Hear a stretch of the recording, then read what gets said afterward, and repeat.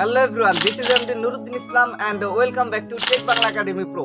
কেমন আছেন আপনারা সকলে? আশা করি আপনারা যে যেখানে আছেন অনেক অনেক ভালো আছেন। তো বন্ধুরা, আমরা সাধারণত আইফোনের কথা শোনা মাত্রই ফ্ল্যাগশিপ লেভেলের ফোনের কথা স্মরণ করি।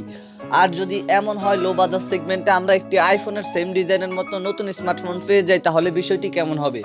তারই ধারাবাহিকতায় লো বাজার সেগমেন্টে টেকনো এবার আইফোনের সেম ডিজাইনের মতো আরেকটি দুর্দান্ত স্মার্টফোন লঞ্চ করতে যাচ্ছে, আর সেটা হচ্ছে টেকনো স্পার্ক 10 প্রো স্মার্টফোনটি।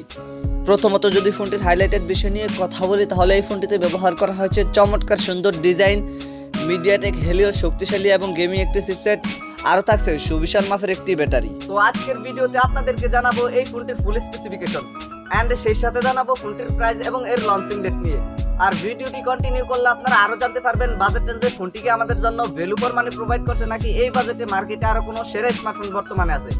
এই সকল প্রশ্নগুলোর উত্তর থাকবে আজকের এই ভিডিওতে, সুতরাং আমি আশা করব আপনারা ভিডিওটি স্কিপ না করে পুরো ভিডিওটি মনোযোগ সহকারে দেখবেন। তো চলুন কথা না বাড়িয়ে মূল ভিডিওতে যাওয়া যাক। ফার্স্ট অফ অল যদি ফোনটির ডিজাইন এন্ড এর বিল্ড কোয়ালিটি নিয়ে কথা বলি, তাহলে এতে আর নতুন করে কিছু বলার নেই। বরাবরের মতো আপনারা সকলেই জানেন টেকনোর ফোনগুলো সাধারণত একটু গর্জিয়াস লুকিং হয়ে থাকে, এবারও কিন্তু তার ব্যতিক্রম নয়। বিশেষ করে টেকনো স্পার্ক 10 প্রো এই স্মার্টফোনটির ডিজাইন করা হয়েছে একদম অসাধারণ লেভেলের। এই ফোনটির পেছনে ব্যবহার করা হয়েছে গ্লাস অ্যান্ড প্লাস্টিকের একটি সম্মিলিত ব্যাক প্যানেল। ফোনটির পেছনে গ্লাস অ্যান্ড প্লাস্টিকের সম্মিলিত ব্যাক প্যানেল ব্যবহার করায় ফোনটিকে যখন আপনারা কাভার ছাড়া ব্যবহার করবেন, তখন ফোনটির পেছনে স্কেচ পড়তে পারে। তাই আমি রিকমেন্ডেশন করবো আপনারা প্রোটেকশনের জন্য ফোনটির পেছনে অবশ্যই একটি কাভার লাগিয়ে নেবেন। আর এই ফোনটির থিকনেস করা হয়েছে 8.4 মিলিমিটার। একই সাথে ফোনটির ওয়েট করা হয়েছে 280 গ্রাম। তবে বাজেট সেগমেন্টে ফোনটির ওয়েট আরও কিছুটা কম হওয়া দরকার ছিল। ফোনটির রিয়ার প্যানেল আসলে আপনারা একটি ক্যামেরা বাম্পারের মধ্যে পেয়ে যাবেন ট্রিপল ক্যামেরা সেটআপ, এবং ফোনটির ফ্রন্ট পার্টে আসলে ফুল ভিউ ডিসপ্লের মাঝখানে থাকছে একটি punch hole cut out camera setup. ফোনটিকে আপনারা স্টারি ব্ল্যাক, পার্পল, হোয়াইট এই দুইটি কালারেই পেয়ে যাবেন। দেন সেকেন্ডলি যদি ফোনটির ডিসপ্লে নিয়ে কথা বলি, তাহলে এই ফোনটিতে ব্যবহার করা হয়েছে 6.8 ইঞ্চির একটি IPS LCD প্যানেলের ডিসপ্লে, যাতে থাকছে ফুল HD প্লাস রেজুলেশন, এবং এই ডিসপ্লেটিতে ব্যবহার করা হয়েছে 90 হার্জের হায়ার রিফ্রেশ রেট। ফোনটির ডিসপ্লেতে 90 হার্জের হায়ার রিফ্রেশ রেট ব্যবহার করায় গেমিং এর সময় ফোনটির ডিসপ্লে থেকে আপনারা একটি স্মুথ লেভেলের পারফরম্যান্স পেয়ে যাবেন। আর PPI হিসেবে এই ডিসপ্লেটিতে ব্যবহার করা হয়েছে 395 PPI ডেনসিটি। তবে প্রোটেকশনের জন্য ফোনটির ডিসপ্লেতে কোনো ধরনের প্রোটেকশন গ্লাস ব্যবহার করা হয়নি।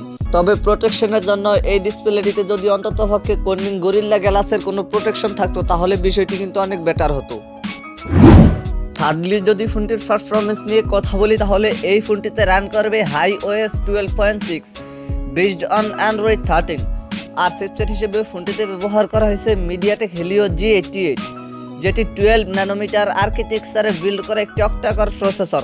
বরাবরের মতো আপনারা সকলেই জানেন এই প্রসেসরটি কিন্তু যথেষ্ট পাওয়ারফুল একটি চিপসেট, যার ফলে এই চিপসেটটি থেকে আপনারা ফোনটি দিয়ে মোটামুটি একটি ভালো মানের পারফরমেন্স পেয়ে যাবেন।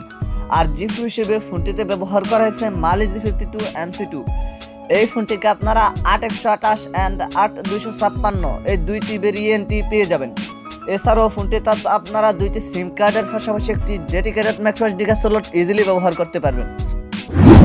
এবারে যদি ফোনটির ক্যামেরা সেকশন নিয়ে কথা বলি, তাহলে এই ফোনটির রিয়ার প্যানেলে ব্যবহার করা হয়েছে ট্রিপল ক্যামেরা সেটআপ, যার মেইন সেন্সরটি হচ্ছে 50 মেগাপিক্সেলের।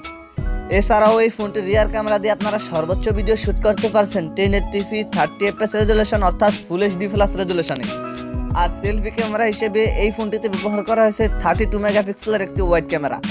একই সাথে ফোনটির সেলফি ক্যামেরা দিয়েও আপনারা সর্বোচ্চ ভিডিও শুট করতে পারছেন 1080p 30fps রেজুলেশনে। ফোনটির ব্যাটারি অ্যান্ড এর চার্জার নিয়ে কথা বলতে গেলে, এই ফোনটিতে ব্যবহার করা হয়েছে 5000 মিলিঅ্যাম্পের একটি সুবিশাল মাপের লিথিয়াম পলিমার ব্যাটারি, যাতে পাওয়ার হিসেবে ব্যবহার করা হয়েছে 18 ওয়াটের একটি চার্জার। এছাড়া সিকিউরিটি হিসেবে ফোনটিতে থাকছে সাইড মাউন্টেড ফিঙ্গারপ্রিন্ট, আর ফিচার হিসেবে ফোনটিতে থাকছে audio Jack 3.5mm, Bluetooth 5.0, USB Type-C port 2.0, wifi 802.11, আরও থাকছে GPS। সো এই ছিল আমাদের আজকের ভিডিও। আশা করি আপনাদেরকে এই ফোনটি সম্পর্কে মোটামুটি একটি ভালো ধারণা দিতে পেরেছি।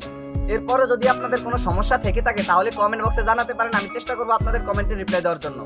আর যদি মনে হয় ভিডিওটি থেকে একটু উপকৃত হয়েছেন, তাহলে ভিডিওটিতে একটি লাইক দিয়ে দিবেন, ভিডিওটি বন্ধুদের মাঝে শেয়ার করে দিবেন। Anyway, thank you so much for watching this video. দেখা হচ্ছে খুব শীঘ্রই নতুন কোনো ভিডিওতে নতুন কিছু নিয়ে। টিল দেন টেক কেয়ার, আসসালামু আলাইকুম।